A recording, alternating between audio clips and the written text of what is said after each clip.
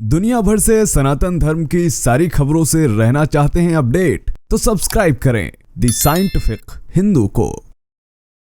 दोस्तों, क्या आप चीन में किसी ऐसे शिवलिंग के बारे में जानते हैं जिसकी तस्वीर सोशल मीडिया पर काफ़ी ज़्यादा वायरल है? क्या आप किसी ऐसे मंदिर के बारे में जानते हैं जो कि चीन में है और वहाँ पर चीनी महिलाएं आशीर्वाद लेने आती हैं? क्या आप चीन की किसी ऐसी गुफाओं के बारे में जानते हैं जहाँ पर 10-20 नहीं बल्कि सैकड़ों की संख्या में हिंदू मंदिर हैं? ये बातें आपको सुनने में थोड़ी फैसिनेटिंग लग सकती हैं, लेकिन सच आज की इस वीडियो में आप देखने वाले हैं। आपको वो तस्वीर भी दिखाऊंगा, वो कहानी भी बताऊंगा और वो सबूतों की बात भी आपसे करूंगा जिसमें चीन की दीवारों पर आज भी वैदिक धर्म के चिन्ह दिखाई देते हैं। उस सबूत की भी बात करूंगा जो कि दक्षिण भारत से चीन पहुंचा। उस समय की भी बात करूंगा जब चीन में हिंदू सनातन धर्म था, लेकिन आज मैं इतिहास की गाथा नहीं बताऊंगा बल्कि सबूतों की बात आपसे करने वाला हूं। बात करेंगे उस 5 फीट के शिवलिंग की जो कि चीन में आज भी है और आखिर उसका आशीर्वाद चीनी महिलाएं क्यों लेने आती हैं। बात करेंगे कि आखिर कैसे एक बौद्ध देश में आज भी भगवान शिव की परंपरा चली आ रही है। बताएंगे आपको कैसे उनके परिवार के अन्य सदस्यों की पूजा भी चीन में की जाती है। उन मंदिरों की बात आपको बताऊंगा। इसके अलावा उस खबर में भी बात करेंगे कि जैसे ही चीन में कोई हिंदू धर्म का सबूत मिलता है, एक नीला वर्ग उठ के चला आता है और कहता है कि ये तो हमारे सभ्यता के निशान थे, ये तो बुद्ध हैं। गणेश जी को भी कोई अलग एलिफेंटा बौद्ध बोल देते हैं। इस तरह की चीजें ये लोग करते आ रहे हैं, इस पर भी बात करेंगे।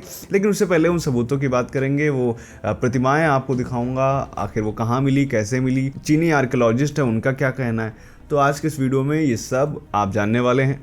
देरी न करते हुए शुरू करते हैं आज का वीडियो। मेरा नाम है धीरेन्द्र और आप देख रहे हैं द साइंटिफिक हिंदू।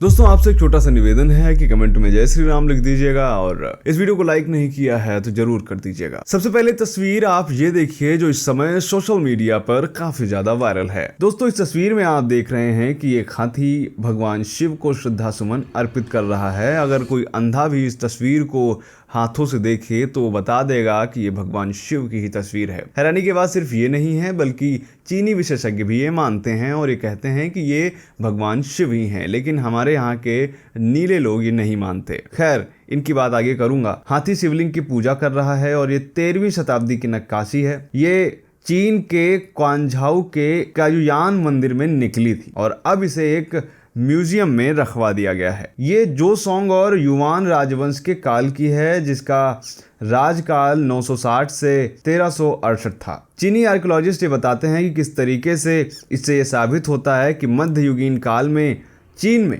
सनातन धर्म कितना ज़्यादा व्याप्त था, किस तरह से हिंदू देवी देवताओं की पूजा यहाँ पर की जाती थी। ज़्यादातर पुरातत्वविद इसे 800 से 1000 साल पुरानी प्राचीन प्रतिमा बताते हैं। ध्यान रहे, ये वो समय था जब चीन में हिंदू सनातन धर्म और बौद्ध धर्म समानांतर ही चल रहे थे। हिंदू देवी देवताओं की पूजा की जा रही थी, वहीं साथ में जो बौद्ध धर्म को लोग मानते थे वो भी मानते थे। वो सनातन धर्म और बौद्ध धर्म को अलग ही नहीं मानते थे। दोस्तों, ये जिस जगह पे प्राचीन प्रतिमा मिली है इसके आसपास का क्षेत्र कभी भारत और चीन के संबंधों का गढ़ था। क्वांझाऊ एक बिजी बंदरगाह शहर था जहाँ पर भारत से आने वाले व्यापारी यहाँ पर आते थे और यहाँ पर हिंदू संस्कृति धीरे धीरे स्थापित इसलिए भी होती गई क्योंकि जब वो आते थे कोई उपहार लाते थे और इस तरह आसपास मंदिर भी बना दिए गए। दोस्तों, फुजियान के सबसे बड़े मंदिर में जिसका नाम कायुयान मंदिर है, इसमें सिर्फ यही हिंदू शैली की नक्काशी नहीं मिली है बल्कि 300, जी हाँ दोस्तों ध्यान दीजिएगा, 300 हिंदू अवशेष इसमें मिले हैं जिसमें अलग अलग तरह की नक्काशियां हैं जो कि सनातन धर्म को रिप्रेजेंट करती हैं। ज्यादातर चीजें यहाँ पर इस समय संग्रहालय में रखवा दी गई हैं। दोस्तों, इस मंदिर के अंदर मुख्य हॉल के पीछे 2 पत्थर के स्तंभ भी हैं जिन पर 24 नक्काशीदार चित्र बने हैं जो भगवान विष्णु और शिव की कथाओं को दर्शाते हैं। इसके अलावा यहाँ पर नरसिंह के अवतार का चित्र है, भगवान श्री कृष्ण और कालिया नाग का चित्र है। ध्यान रहे, जो तस्वीरें हैं ये आंध्र प्रदेश में बने हुए मंदिरों से सेम टू सेम मेल खाती हैं। तो इससे यह भी स्पष्ट हो जाता है कि ये कुछ और नहीं बल्कि सनातन धर्म की ही चीजें हैं। ये मैं आपको इसलिए बता रहा हूं क्योंकि नीला समाज इस पर अक्सर अपना हक जताता रहता है। दोस्तों, चीन में बैम्बू स्टोन पार्क जहां पर एक विशाल शिवलिंग है। इस शिवलिंग की ऊंचाई 5 मीटर बताई जाती है। न्यूज इन इंडिया की इस वेबसाइट को देखिए। दरअसल चीन में वैसी प्रतिमाएं कम इसलिए भी होती जा रही हैं क्योंकि युआन राजवंश के अंत में जब कुछ पॉलिटिकल चेंज चीन में हो रहे थे तब हिंदू मंदिरों को बड़ी तादाद में नष्ट कर दिया गया था, लेकिन फिर भी पत्थरों पर या अन्य इमारतों में संरक्षित रहे। और जब 1930 के दशक में पुरातात्विक खुदाई हुई तो उस दौरान भारी संख्या में ये प्राप्त हुए। इसके अलावा माता सरस्वती की यहाँ पर तस्वीरें हैं, भगवान गणेश की तस्वीरें हैं। और जब इतनी बात कर रहे हैं तो एक और बात की भी बात कर लेते हैं जिसका जिक्र मैंने आपको वीडियो की शुरुआत में बताया था। दरअसल यहाँ पर एक ऐसा मंदिर भी है जहाँ पर चीनी महिलाएं संतान की प्राप्ति के लिए भगवान शिव का आशीर्वाद लेने आती हैं। दरअसल चीन के क्वानझाओ के शिनमैन क्षेत्र में फुजियान प्रांत में स्थित प्राचीन शिव मंदिर है। शिव मंदिर क्या, इसके अवशेष ही हैं। यहाँ पर जो शिवलिंग है 5 फीट लंबा है। यह शिवलिंग जिस मंदिर में है वो पूरी तरह से ध्वस्त किया जा चुका है। यहाँ की दीवारों पर वैदिक धर्म के चिन्ह हैं। शहर में अलग अलग जगहों पर वैदिक धर्म के चिन्ह दिखाई देते हैं। इस मंदिर का जो पत्थर है वो 1011 ईस्वी पूर्व में काटा गया था, लेकिन फिर 1400 ईस्वी में इसे दोबारा बनाया गया। दोस्तों मूल रूप से भगवान शिव को समर्पित इस मंदिर को तांग साम्राज्य के द्वारा 650 ईस्वी में बनवाया गया था, लेकिन चीन में रहने वाले तमिल समुदाय ने दोबारा इसकी मरम्मत करवाई थी। चीन के ही लोयांग जिले के सुवान क्षेत्र में एक ऐसा खंबा है, पोल है, जिसके ऊपर से लेकर नीचे तक संस्कृत के श्लोक लिखे हुए हैं और ये भी चीन में सनातन धर्म के प्रभाव को दर्शाता है। इसके अलावा चीन में तमाम हिंदू देवी देवताओं को आज भी पूजा जाता है। यहाँ तक कि जैसे हिंदू धर्म में यमराज को देवता माना जाता है, उसी तरह से चीन में भी है। चीन में इन्हें यनमो वोंग नाम से पुकारा जाता है। इसके अलावा माता सरस्वती की पूजा होती है, यहाँ पर माता लक्ष्मी की होती है। ध्यान, चीन में ऐसी तमाम चीजें हैं जो काफी ज्यादा आपको फैसिनेटिंग लग सकती हैं। एक और बात आपको बताता हूँ वो ये कि प्राचीन चीनी ग्रंथों में वेदों को मिंगलून कहा गया है। मिंगलून यानी ज्ञान का विज्ञान। 2वीं से 12वीं सदी के बीच करीब 150 चीनी विद्वान हिंदू धार्मिक ग्रंथों का चीनी भाषा में अनुवाद करने में लगे रहते थे। सोचिए 150 विद्वान सिर्फ वेद और हिंदू शास्त्र का अनुवाद करते थे। ये अपने आप में एक सांस्कृतिक प्रभाव को दर्शाती है। इसके अलावा चीन की सरकार ने अभी BAPS स्वामीनारायण ट्रस्ट को फोशान शहर में एक विशाल हिंदू मंदिर और भारतीय सांस्कृतिक केंद्र बनाने के लिए जमीन आवंटित की है। ऐसा कई खबरों में उस समय दावा किया गया था, लेकिन अभी वहाँ के क्या स्टेटस हैं ये तो अभी पता नहीं है।